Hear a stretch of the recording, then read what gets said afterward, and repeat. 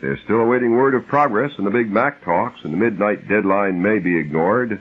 Vice President Rockefeller volunteers an appearance before the Moreland Commission hearing investigation nursing home abuses. Long Island Railroad still showing delays of up to an hour. It's 75 degrees in clear mid-Manhattan. And that's the 9 o'clock edition of the news. This is John Scott for Lester Smith. Next news as it happens, next scheduled news tonight at 11. Stay tuned now for Gene Shepard. Coming up next over WOR New York.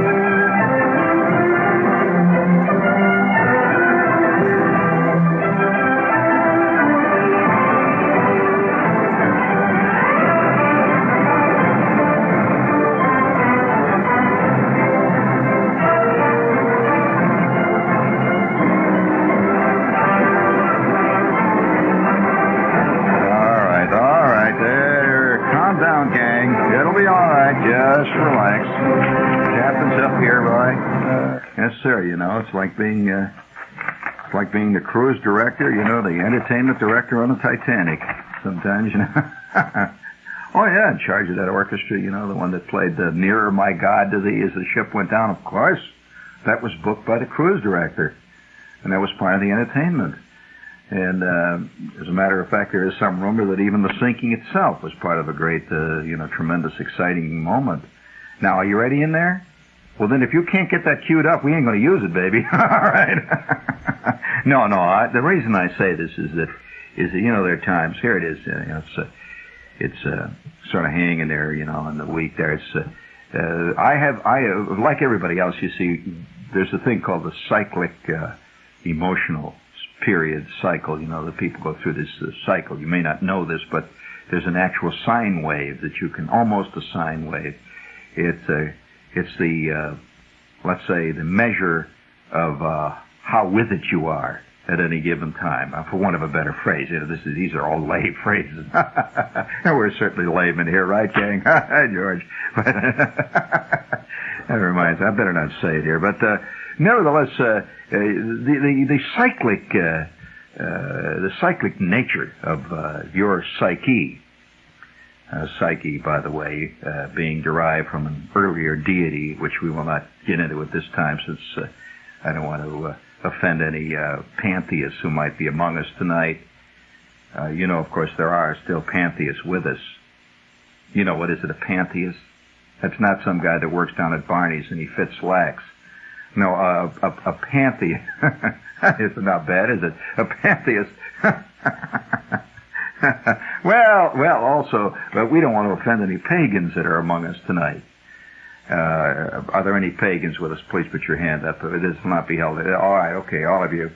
Okay, fine. All right. Great Scott. Didn't know that there were that many. How many barbarians are there with us tonight? Raise your hand. No, I mean real barbarians. I'm not talking about slobs. A slob is a sub-barbarian. It takes a lot of work to be a true barbarian. A slob is just a slob, just messing around on Route 3 and eating Big Macs. However, are there any avenging Huns with us tonight? Well, after all, Attila had a long following. I'm not referring to any specific race, nationality, group. This is all psychic, of course. Are there any? You've heard the expression. Of course, that. No, I better not use that. The only reason that I bring this up tonight is that I'm at what we call an ebb point in my psychic cycle, which is to say that there are some feelings that are lurking deep within inside of me that says basically that I do not sparkle. I am not sparkling. I recognize this. Oh, yes. Have you noticed that some nights you watch the Johnny Carson show and his eyes look like they're made out of Purina? Well, those are nights when Carson, he's just there. And he sits back and lets Ed McMahon make all those bleating sounds. that McMahon makes regularly between Alpo commercials. And he just sort of sits back. So would you please in there, if you will, Brenda, whenever I feel this, I have my own little methods. See, everybody has his own methods of raising his spirits, right?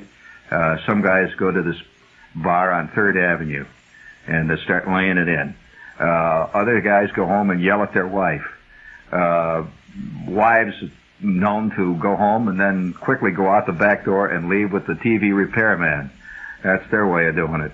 So everybody has his thing, see? So what I do is once in a while I put this on and bring it on big. And then, if you will please give me a little echo chamber, I'll show you what we can do. Hello? That's too much. Just a little. All right, there you go.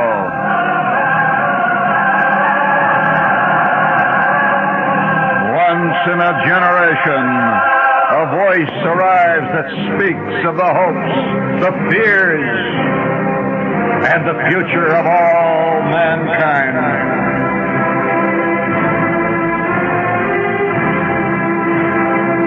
Such a precious voice is a thing to be honored and treasured in the society that is fortunate enough to have such a voice arrive in its midst.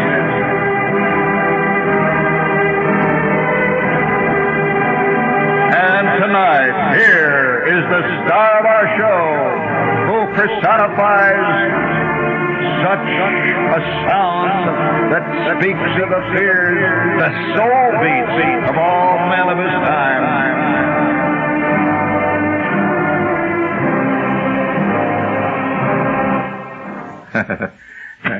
Hi, gang, I'm here. See, it works, you know. It really does. No, it does. And I don't take these things lightly. No. Speaking of taking things lightly, I often do that. I'm sorry. I better get on with a few of these little things here before we get started here, friends, because I have a story tonight that may offend many of you more sensitive people. You of course realize before we do this commercial, that there are many among you who look upon the commercial as the one sane note in an otherwise chaotic world. You could be right.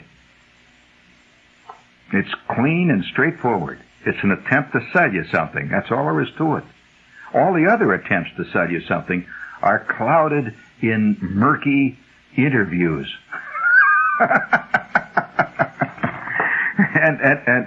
and curious spongy movies. But the commercial comes right out, just says, come and buy this stuff. All right. That's exactly what I'm seeing here. Almost everybody loves... No, that's not it. It's a commercial in favor of elephants. I'm not going to do the elephant bit here. Almost everybody loves elephants. New York City can boast of many different and unusual restaurants. Yes, let me tell you about the one I went into the other night. Believe me, it was the only time I've ever been in a restaurant where I had the feeling that the salad had actually walked in from the kitchen with its own legs. It was amazing. Had the feeling that, I had the feeling that when I was putting the French dressing on, which I don't ordinarily use, I'm an Italian dressing man, that they only had French. I mean, there's an old theory among salad eaters, and I'm a salad freak, that anybody who uses cheese salad dressings, with the blue cheese and all that, hates salads but likes cheese. Okay. New York City can boast of many different and unusual restaurants, fellow victim. But if you're looking for a truly unique dining experience, one that combines delicious food with a warm, fun-filled atmosphere, get over to Benihana of Tokyo. Benihana serves steak, shrimp, and chicken. Why do I have to do this in Japanese? I says, do a Japanese accent. That's terrible. Prepared and cooked at table by specially trained Japanese chef, whose work with knife is sheer artistry. Everything is brought to your table fresh and raw, so you know exactly what you're going to eat, and it is nothing short of delightful. Food and atmosphere all excellent at reasonable prices. Benihana of Tokyo are located at 5-6 Street between Park and Lexington, on 5-6 between Fifth Avenue and Avenue of Americas, And at 15 with 44th Street just off 5th Avenue. Penny, ha-ha. That does not fit my subtle, somewhat sardonic Midwestern character, does it? Let's try another one on. How about General Tire? I know how to sing that one. And I sing it proudly. I place my hand over my heart. Someday you'll own, I say you own. That great General Tire pennant floating in the breeze is a source of great inspiration for all of us here. Yes, and we sing sooner or later you will own Generals if they don't own you. General Tire doesn't claim its tire experts have all the answers, but they can tell you just about everything you want to know about tires. Oh, and that's important with so many new kinds of tires coming out, all those terrible Brand X tires.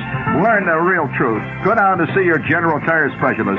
He's trained to analyze what tire fits your driving habits. You know, bouncing off the curbs and running over the lawn and all that.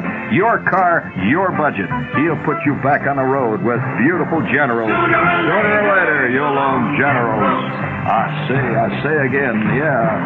Sooner or later, you'll own Generals. Do we have that elephant sound in there? Well, wait a minute. This commercial here says, proceed with 8-second cut of screaming elephant. What are you talking about? That sounds like our sales manager here. Almost everybody loves elephants, but the only time... Hey, they make these statements. Almost everybody loves elephants, but the only time we get to see them is in the circus or the zoo. Well, now, I must say this. May I interrupt this commercial for one moment, please? I hate to do this to you, David. But I did, and I have seen elephants not in the circus or the zoo. In fact, I think I told the story of one of my more startling moments in my life. Was I was sitting in a Jeep in a dusty trail through East Africa. And I'm with this guy who was trying to light his pipe, as a matter of fact. He was sitting next to me stoking up his pipe with this unbelievably smelly Dutch tobacco. See, yes, there's a certain kind of tobacco that is smoked in various parts of the world that smells like the bottom half of your deodorant. And, do I have to explain that to you? I suppose. But nevertheless, he was stoking his pipe up, see, and he's sitting scrunched over the wheel there, and he's lighting this pipe with these big wooden matches. The kind of go, make a big pile of smoke, and he's lighting his pipe, and I'm sitting next to him, and I'm thinking, see, I said, I'm going to get back at this guy. I'm thinking, when I get back to camp, I'm going to get myself some Red Man chewing tobacco. And when we're out here in the veldt, and he's lighting up that unbelievably stinky Dutch tobacco that he's putting into his pipe, I'm going to stuff my trap full of Red Man chewing tobacco, and I'm going to spray his $24 boots. Now, how many of you could... that's very bad taste, isn't it? But have you ever tasted Red Man chewing tobacco in the dawn? This is WOR New York. And it'll snap those eyes. Great for sinus. If you have sinus trouble, you just take a good chew of Red Man chewing tobacco. Chew it for about 5 minutes, buddy. And if you've even got sinuses after that, you're lucky. However, I'm sitting in this Jeep there, and it was hot. The sun was beating down. Not a breath of air stirring. Didn't look at all like a jungle. Looked like a vacant lot. And we're sitting, yeah, that's the way it looks over there. See, we're sitting there. Don't believe, what's his name, Zoo Parade, Max Perkins. I keep thinking of Maxwell Perkins. See, that shows you how literate I am. But nevertheless, yes, that's right. Mr. Maxwell Perkins ended Zoo Parade. So, nevertheless, what's the matter with me here? So, it's bad. So, nevertheless, I'm sitting in this damn Jeep, It actually wasn't a Jeep. It was a cheap Japanese copy of a Jeep, and that's what makes you even more depressed. We're sitting in this Jeep, and all of a sudden I'm aware of something behind me. I look behind me, and there was a hedge next to us. He went right down this little trail there, and looking right out of the hedge, right at me, full face, about 17 inches right from my face, was this gigantic, enormous, red-eyed, mean, in-rut bull elephant. And I didn't move at all, see. He's just looking right at us, the two of us, see. And he's got tusks that went, I'd say if you were to lay them out straight, they would go from about here roughly to 14th Street. And they were yellow. And I noticed also that he had these two little, the very first time I actually looked at an elephant's eye, and you hear about him singing about this corn and all that eyes and all that. Well, this is the first time I actually saw the eye of an elephant looking right at me, and what it looked like was a bloodshot BB.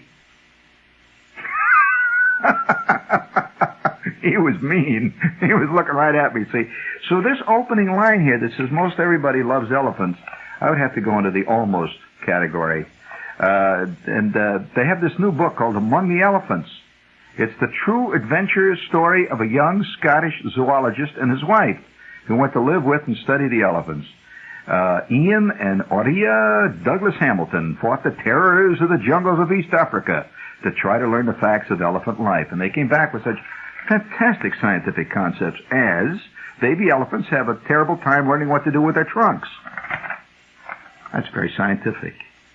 I mean, that's called random trunk movement of less than mature elephants. I can see, I can see an article in Scientific American with charts and graphs. Graphing the left swing versus the right swing.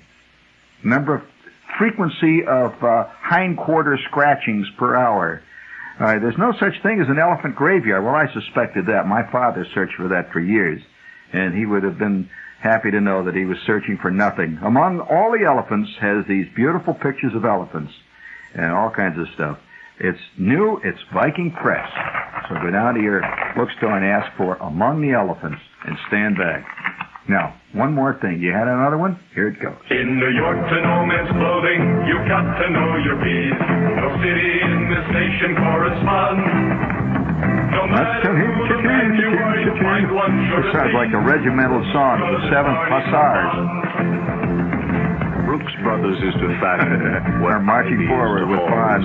Tradition of the finest. Taking it into battle, the Hollow Square and all that. Barney's is the wonder that thin makes line. New York, New York, with selections from here to far beyond. My God, I'm civilized tonight. Bonds is the one located near almost any place you live, a convenience of which everyone is fond. It just goes to prove you got to know your bees. Be wise. Be thrifty. Be well-dressed. Be nifty. Bonds has bee gun and unreadable inventory clearance. In all of Bonds' 21 convenient New York area locations. Beautiful clothing. Believable values. So make a beeline to Bonds inventory clearance. You'll be pleased. Believe us. And Bonds. In New York, to no man's clothing, you've got There to they know march your bees. again. Yes, be out, damn spot.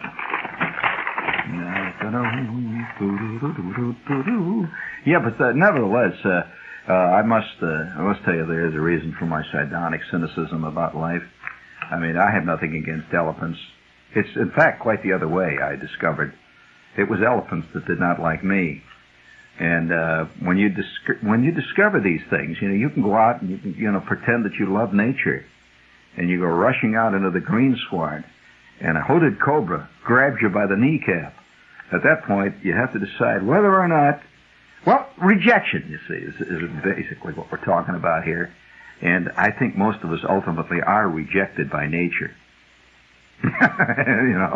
Oh yes, anybody that's tried to go up and start that wonderful little maple farm up in Vermont has discovered how nature can reject you like crazy, especially in Vermont in the middle of January. Wow. But I don't want to bother you with these esoteric concepts. I will say this though, that I've always been fascinated with nature. In fact, one of the most interesting nature study sessions I ever had one time occurred in the Armed Forces of the United States. This is part of the world of the Army and the Navy and the Marines one does not ever hear about. See, they're always in exotic places. Now, you don't ever see in a movie, say, with Van Johnson and Mickey Rooney, when they're storming the beach at Peleliu or someplace like that, they never stop and say, hey, look at that funny plant. No, they never do this, but this is actually what happens in true life.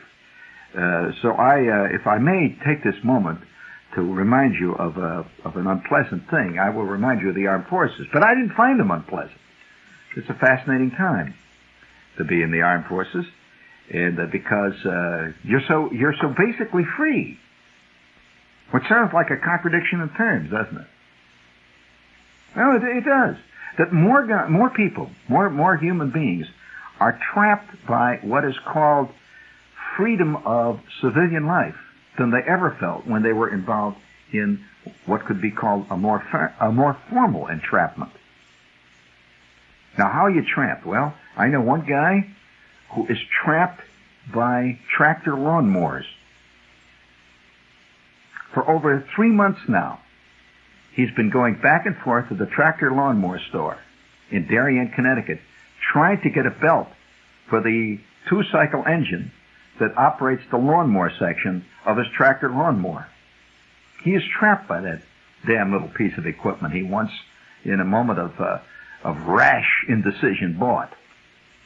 Now, he's also trapped by the people around him who keep saying things like, "What are you going to do about the lawn?"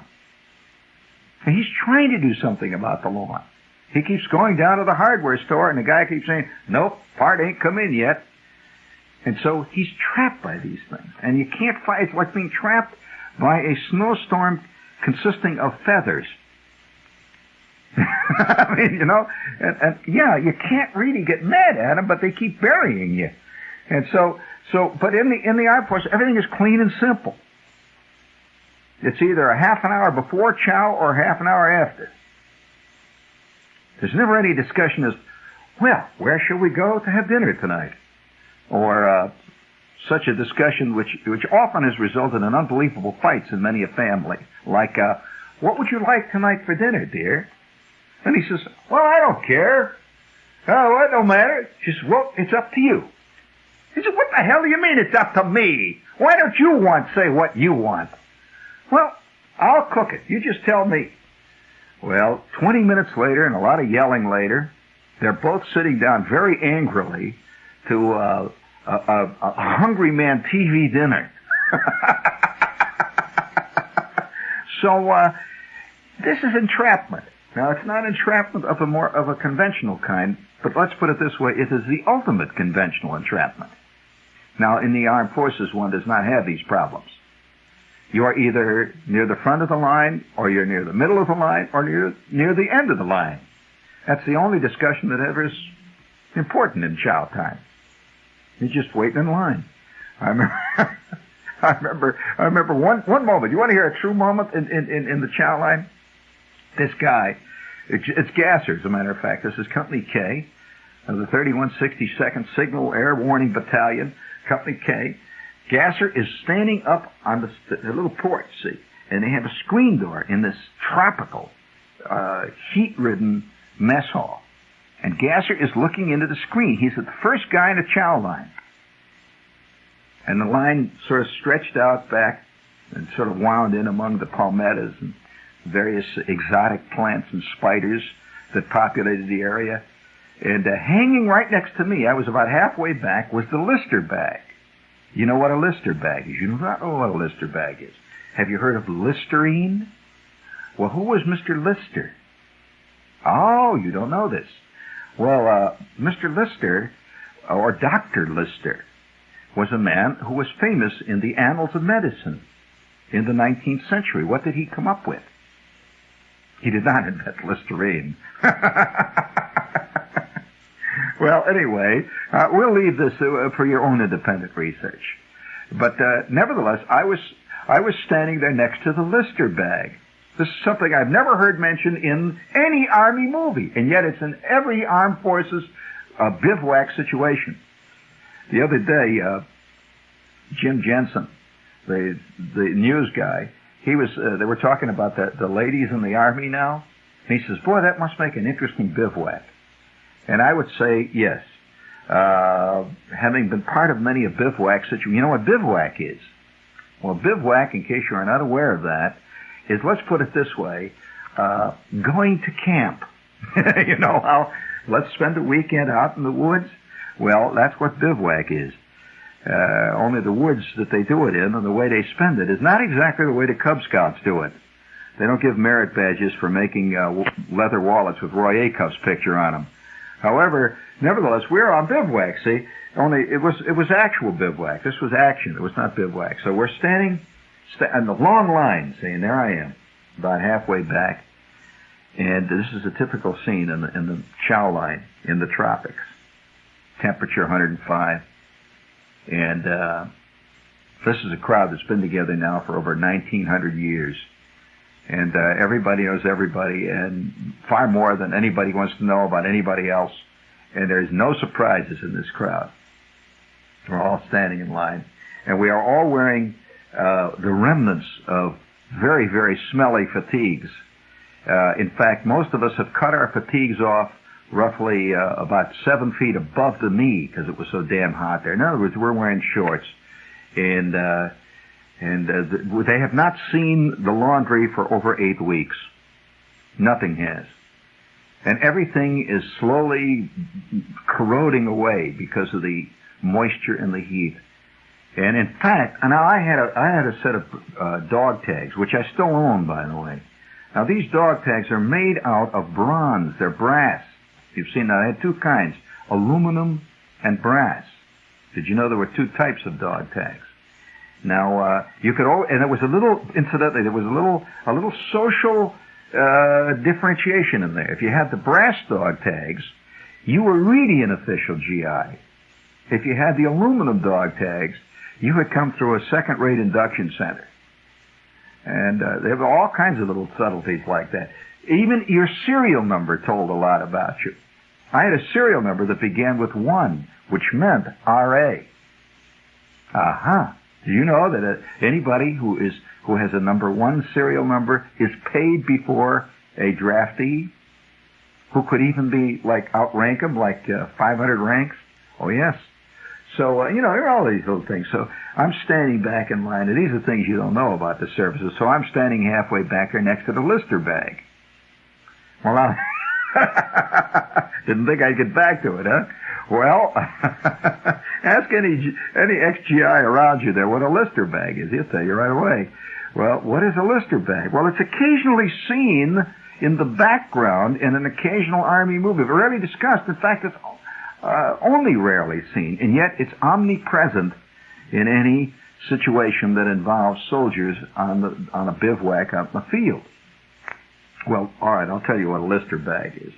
The Lyster bag is a canvas bag, a huge bag. It's a bag that is rounded on the bottom. It's a canvas bag, and it hangs from a tree, usually a tree limb, or it may hang, it hangs free in the air, you see, or you may even make a big rack and hang it, but it hangs. And it's filled with water. It is where you get your drinking water. Now, why is it canvas? Well, because this canvas is porous, you see, and as the water it cools it by evaporation. Ha ha! There you see. So in a tropical situation where anything, if you were to scoop up a glass of drinking water, it's quite often, it's possible to take a glass of your average tropical water and just drop a tea bag in it, and you come up with tea.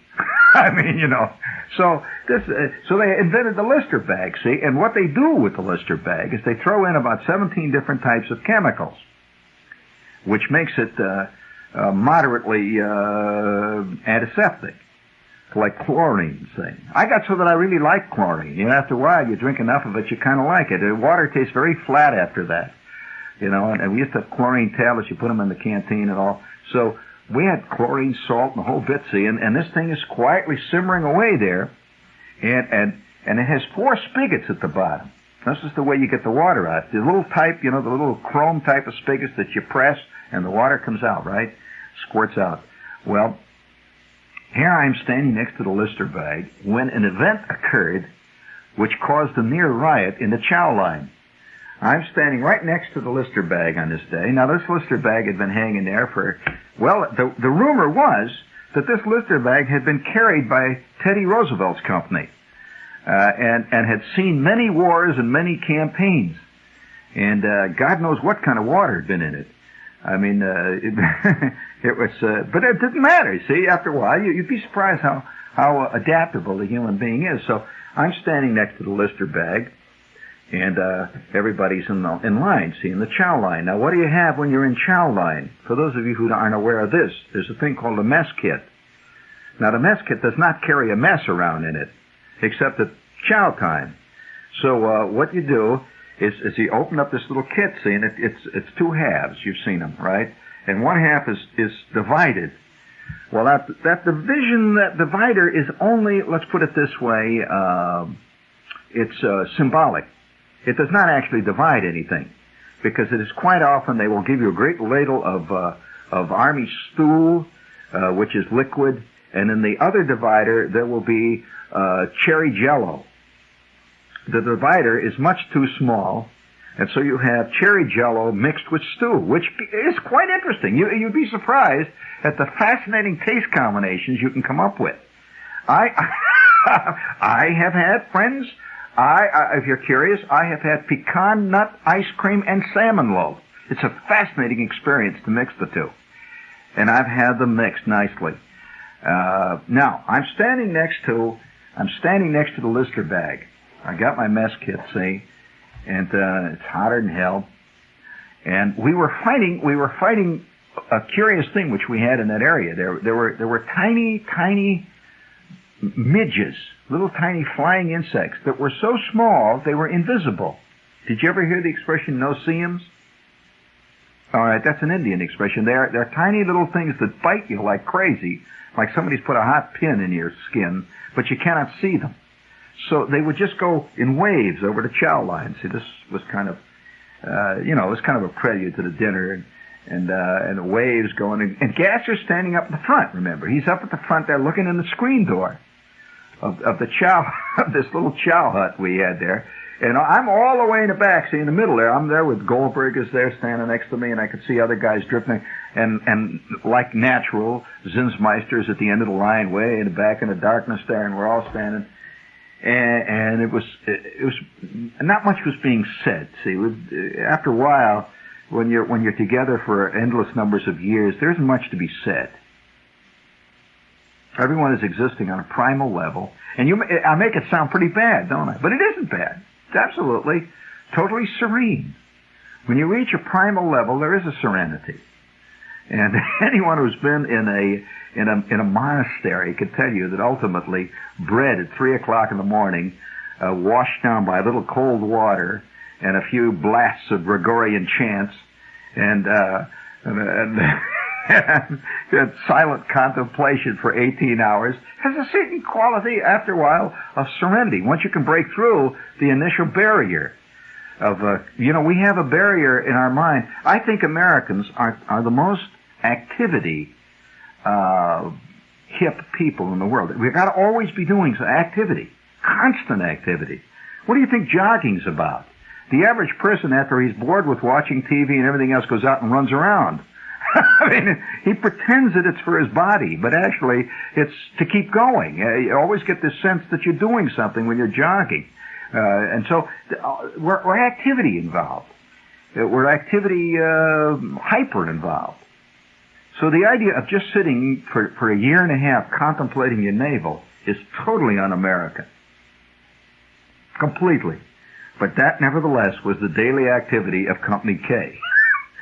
So there was a certain serenity to it. We're all standing in line there, going through. This was almost like our evening vespers, if I may use that expression.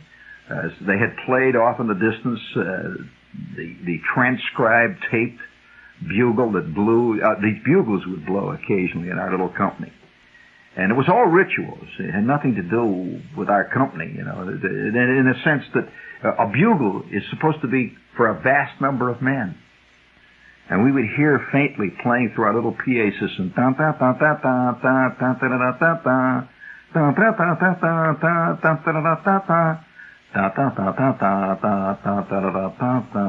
What does that one mean? You don't know that one. Do you know this one? Da-da. Da-da. Da-da. That's an interesting one. We'd hear that occasionally. You know this one. let's see. How about this one? Da-da-da. Da-da-da. Da-da-da, da-da-da, da-da-da, da-da-da, da-da-da. Da-da-da. Da-da-da, da-da-da, da-da-da, da-da-da, da-da-da. Da-da-da, da-da-da. What's that one? This is a language all of its own. It's like the fan language. It's very, very esoteric. And that first one, see, da-da-da-da-da-da-da-da-da-da-da, had just blown. And I'm standing in line.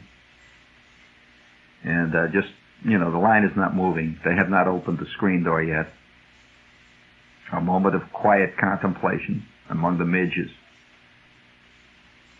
When all of a sudden the event happened. It was a galvanic event. We had been in this area, in this little well-trodden bit of sand and palmettos. We had been there now for, probably 18 months, this cloud. It's the first time it ever occurred like this. It was an unbelievable moment. A corporal approached from directly behind the back of the line, wearing a full set of pressed green fatigues. He walked right past the line, and he was coming from what appeared to be a weapons carrier, which had pulled up just outside the company area behind the trees. He walked out the weapons carrier and walked towards us, a totally alien corporal. We'd never seen this guy before. In fact, he was still wearing a fatigue hat, which was one of the first things we had gotten rid of. He was wearing a fatigue hat, see? And he walks along, and he had these black stripes on his fatigue hat. He walked right past me, turned left, and proceeded to do something which galvanized the entire line. Fantastic moment in Company K. And it became legendary afterwards. Because, in fact, months later, eons later in the Army, that's eons, there would be discussions of, they would measure their time by this incident. Like, Edwards would say, well, it was, I'll tell you, I know when it was. He says it was 4 days before that corporal showed up. You remember the day with the Lyster bag? Well, or it was after the Lyster bag incident. The Lyster bag was a turning point. It was a moment in time that was not to be repeated. And it caused a fantastic uproar. What did he do? Well, before we go into that, do we have any commercials to lay on him? The new Lowe's Monte Carlo Hotel is alive with life. Watch the Grand Prix from your terrace. Dine on international cuisine in 5 restaurants. Enjoy international stars in the Folie Russe Supper Club. That's for sure. Play roulette at the only in-hotel casino on the Riviera. For reservations at Lowe's Monte Carlo, call 586-5099 or the Lowe's toll-free number in your area. Lowe's Monte Carlo Hotel. Coming on August 4th, a new daytime radio drama series, To Have and to Hold. A story of the traditional vows, the new morality, and 3 generations caught in the conflict between them. To Have and to Hold, one of 4 new daytime dramas in the Radio Playhouse, starting August 4th at 3 p.m. on WOR Radio. This is Sherry Henry. How much can we trust the lawyers? Does the legal profession need to put its ethical house in order? Hear the Sherry Henry program, 2:15 on Wednesday. How about a little salute to the Army there? How about that? Yes, please. Let's... I must say, friends, there are golden moments in the armed forces which the civilian never knows about. He will never understand. And it's just that way in every very tightly knit human organization. There are golden moments that have happened in your office that nobody else would ever give a damn about. The crowd at IBM couldn't care less about the day that Zudok knocked over the water cooler, could they? No, it's your own little scene, right?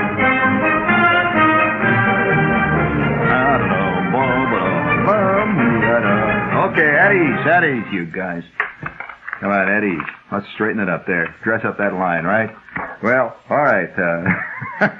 So at this moment, he turned left. This corporal, I couldn't believe what he's got in his hand. He was carrying it in two hands. He walks right up to the Lyster bag without saying anything to anybody. He came out of what appeared to be an alien weapons carrier, which there were rumors for days, months, years about where that weapons carrier came from.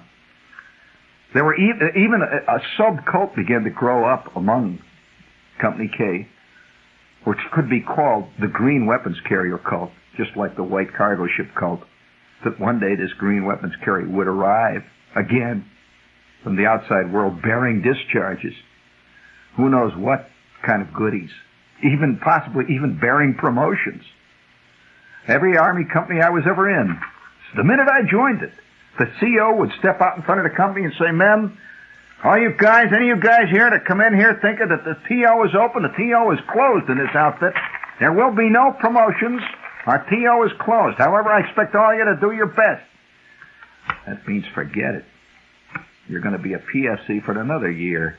Well, anyway, I'm standing in line there when it was fantastic, unbelievable good luck. It's one of the few moments that I've actually had good luck in my life. I am right next to the Lyster bag when it happened. Gasser was up at the front of the line. Zinsmeister was at the back of the line. I was right where it happened. This corporal walks right up to the... No, I better not say it. It's okay. Well, there are times, you just... See, I don't think you people would appreciate this moment. Unfortunately, only somebody who's been in a tropical area for 2 years... And the biggest, I'm serious, the biggest crop that we grew there, was heat rash. That was the only thing that we could, it was our hobby. To have this happen out of the blue, and it was a normal day.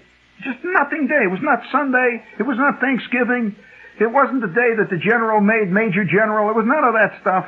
It was just the day that we're all standing in line. And by the way, that night for chow, in case you're curious, it was salmon loaf. The rumor was correct. It was salmon loaf again. We had had salmon loaf now for 7 straight days. Salmon loaf, salmon loaf, salmon loaf, and Harvard beets. The Army has a thing on beets and salmon loaf. And it wasn't the meal. No. It was what happened.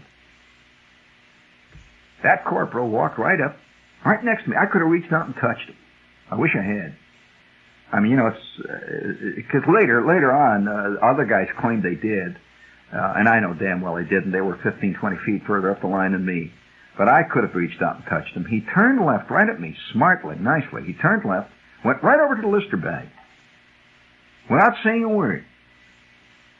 This corporal reached high up in the air. The Lyster bag was roughly head high, the top maybe a little higher. Oh, I'd say about 2 feet above the head. You had to bend down to get the water out of it. And what you did, you'd fill your canteen, and that was your water for the day. He put in that Lyster bag, he raised his hands above his head and dropped into the Lyster bag a 20-pound cake of actual ice. Unbelievable. We had not seen ice, many of us, since we were mere children. He dropped ice into the Lyster bag. We were going to have cold water. Well, I leaped to that Lyster bag instantly with my canteen. I filled up my canteen with cold water. Goldberg leaped to the other spigot. He filled his canteen with cold water. And Gasser, who, by the way, had been working his way the front of the line. You only get to the front of the mess hall line once every maybe 7 or 8 months. Gasser is up, his face turned white. He's 40, 50 feet away from where the ice is. And Gasser says, "Save me some." And everybody says, "The hell with you, Gasser!" The crowd leaped at the Lyster bag, and for over 20 minutes, this great crowd of GIs rolled on the ground trying to get out the last drop of cold water. We sucked the ice and ate it down. It was gone.